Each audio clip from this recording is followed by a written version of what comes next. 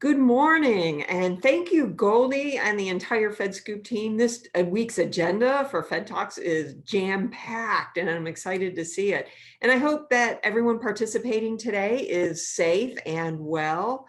I appreciate your attending to spend time with Fed Talks and learning and considering the role of technology and artificial intelligence in healthcare and defense, in the workforce, just to name a few. I'm going to cover many points about data, advanced emerging technologies, and the need for sustained and continuous modernization across the federal government.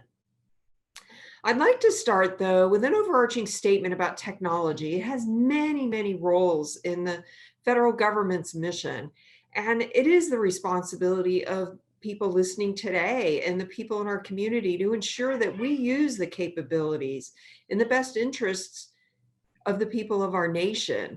And again, we have the technology to do many things, and it gives us an element of speed to action. And technology gives us the ability to consider and aggregate data, for instance, far and wide. And technology gives us the opportunity to be transparent and to share broadly. With those empowering tools, we must continue to open forums and dialogues and ensure that the path chosen best serves the mission objectives and best serves the people involved in the mission. The federal government is continuing to work at never before experienced levels of telework, both volume, scope of activities, and importantly, sustaining performance, and for well over 6 months now. We scaled and used and continue to use technology in these unprecedented times to meet our mission. And more importantly, innovation accelerated as agencies leveraged those foundational capabilities already in place. And COVID-19 really put the spotlight on digital transformation and the need to adapt quickly and continue to drive innovation. None of this was possible, again, without the foundational work accomplished over the last several years as agencies transition to cloud-based services. A shout out to the CIOs and the CIO Council in positioning information and technology at the heart of enabling the government's mission and business strategy to serve our citizens. The VA, for example, launched a swift, effective response to the pandemic while they drove cross-cutting innovation, and they're still doing it today. And that's improving veterans' lives through state-of-the-art technologies. The Department of Labor, for example, established 3 robotic process automation bots to automate repetitive tasks in procurement, procurement-based processes, and IT needs. So this reduced the risk, simplified workflows, and enhanced the Department of Labor's customer service for the public. And again, we saw so much innovation and creativity and in how we got bureaucracy out of the way to move fast. And then this year, so much progress, right? We embrace cloud capabilities and leverage data. And our investments in data have been that accelerator for response efforts, an accelerator ranging from just tactical protocols for sharing across mission spaces and the work efforts on tools which yielded faster actions and steps to mature data quality, which help data-driven decisions.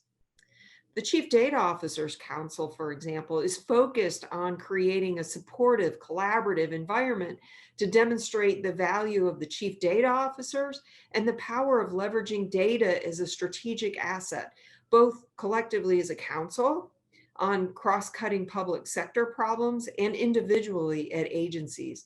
This ties into the focus of Fed Talks AI discussions this week. The investments in data accelerated and really enabled our ability to respond to the pandemic, right? Using technology tools, applying advanced analytics and AI informed and continues to inform and will continue to inform decision-making. We have the ability to leverage the cloud, machine learning, AI to process huge quantities of data.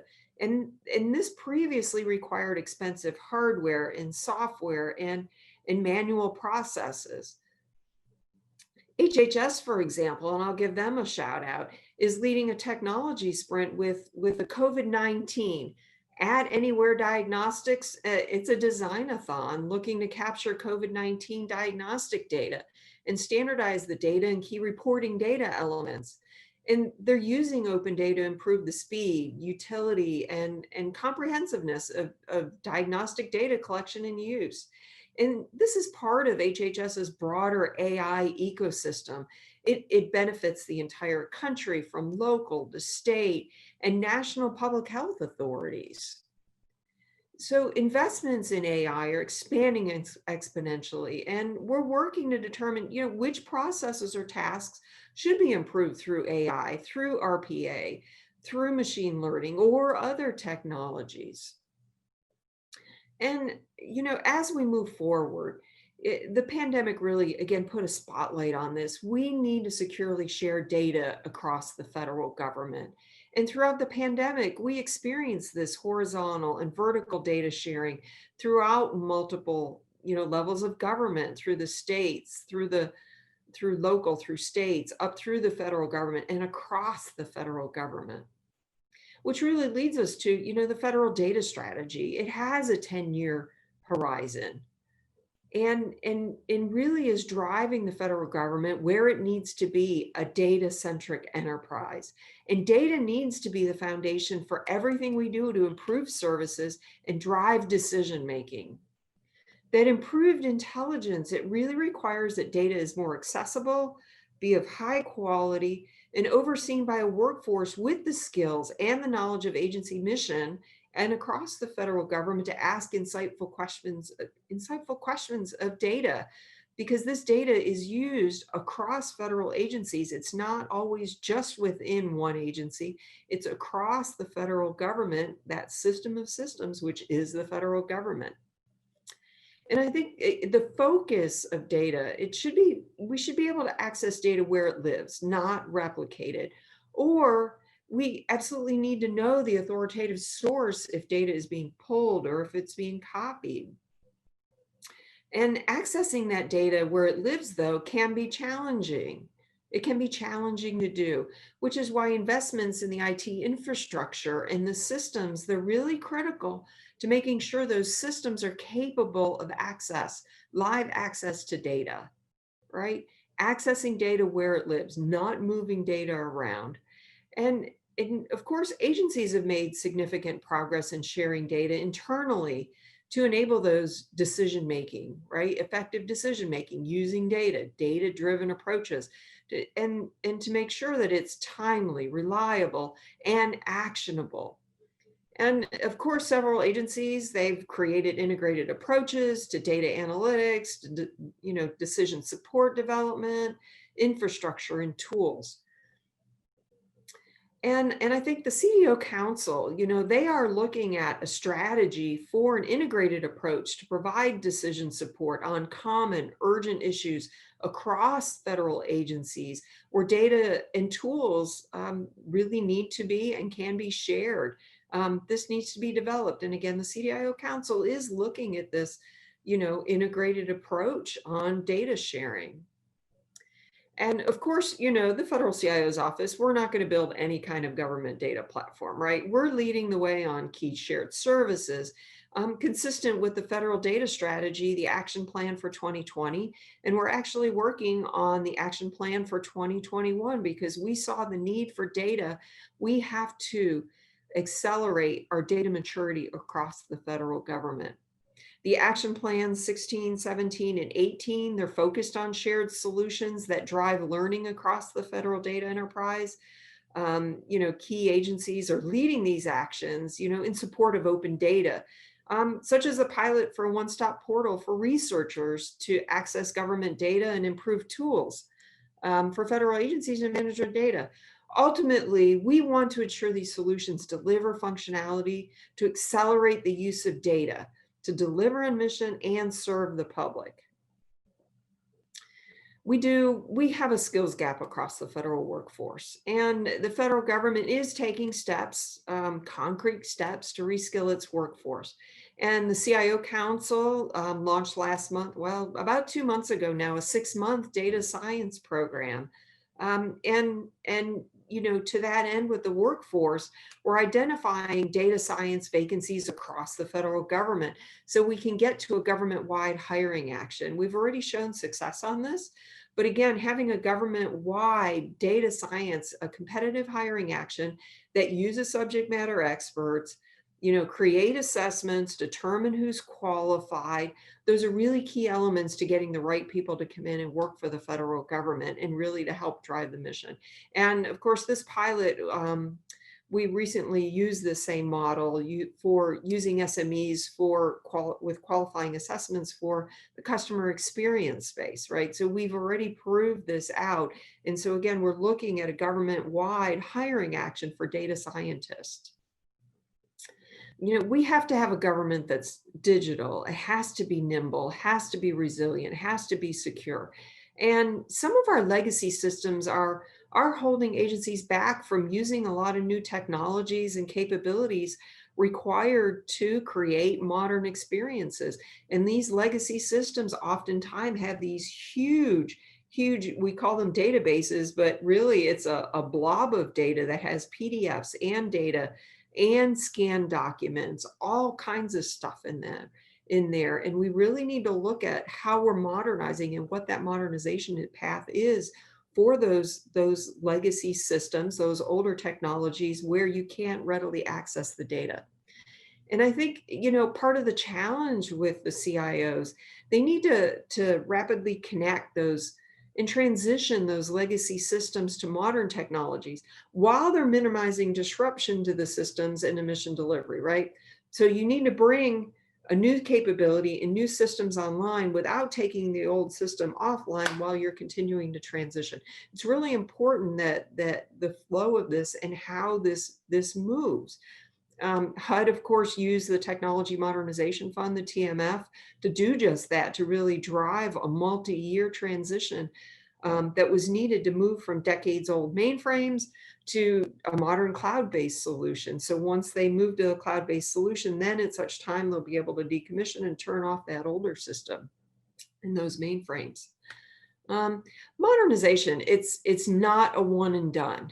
Right? It is not a one-time thing. Sustained long-term investment in technology and technology modernization is paramount. Certainly on behalf of the CIOs, I could share just example after example of how modern and emerging technologies are at the forefront of their individual response efforts or at the foundation of mission continuity, of serving the American public.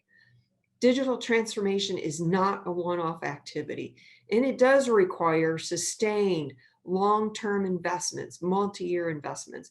The MGT Act enabled agencies to leverage the TMF, the Technology Modernization Fund, and establish working capital funds to finance and undertake multi-year modernization projects. But again, it's not a one and done on modernization, even though it takes multiple years. This has to be a continual sustained effort. That digital delivery is a necessity. Our customers expect that our delivery, the federal government's delivery, is quick, it's easy, secure, it's accessible. And customer experience is a business discipline, and it's embedded in everything we do as we interact with our customers.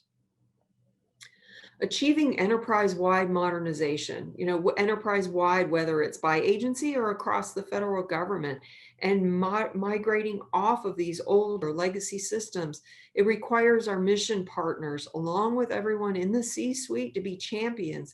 And they have to assume ownership with the CIOs and accountability for the outcomes of those systems and making sure that we do have sustained long-term modernization. And of course, the federal government has to adopt new technologies, right? And new techniques and approaches to keep up with the pace of change.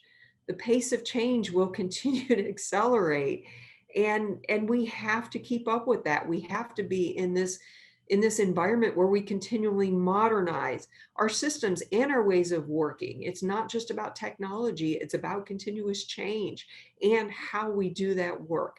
It also requires us to foster a culture that embraces risk and agile adoption, right? The culture is key to this, that you have to try things, you have to try new things, you have to engage in those pilots. We have to encourage innovation, not in technology, but in acquisition and everywhere else across the federal government. Innovation is not just about technology, it's also about processes. It's also about taking risk. And we need to achieve better overall value, I think, for each dollar spent on technology. And we have to demonstrate the value of benchmarking to achieve, improved cost effectiveness and increased resource efficiency. Dollars are not going to go up. So how do we make better use of those dollars? And how do we know we're doing a good job with those dollars? This is where some of the benchmarking comes in. We have to also continue to change our operations and our business models to remain relevant, and meet our customers' expectations. Again, leveraging technology. We must use data and our technical capabilities to inform government-wide decision-making, driving long-term technology modernization initiatives. We have to continue to be transparent and ensure quick response in all that we do for mission support. Collaboration with technical and mission stakeholders is key to a successful digital journey. I mentioned the CXOs and the need for leadership engagement. It is not just about the CIO. Any kind of digital transformation requires the entire C-suite and the leadership team to be partners across the entire initiative, across the entire program. Again, prioritization at all levels of leadership. And this can contain and sustain the momentum achieved at the onset of the pandemic, the first few months of the pandemic. Everybody was working together, and we have to continue to do that to drive innovation, cut through the bureaucracy, and break through those internal barriers. And we have to do that at scale. Again, I hope you're as optimistic as I am about future possibilities. It's about possibilities. And we look at what's been proven in COVID and where we might continue to progress. The themes don't change, but the urgency has accelerated. I mentioned data maturity, and continuing to accelerate what we're doing across the board. We're going to continue to achieve better outcomes for the American people. And we've got so many examples of how we can be more efficient, resilient, innovative, and to position ourselves for future challenges. We've proven we can do this, and we have to keep up the pace, and we have to keep that momentum. So I want to thank you for your time today, and enjoy the rest of Fed Talks.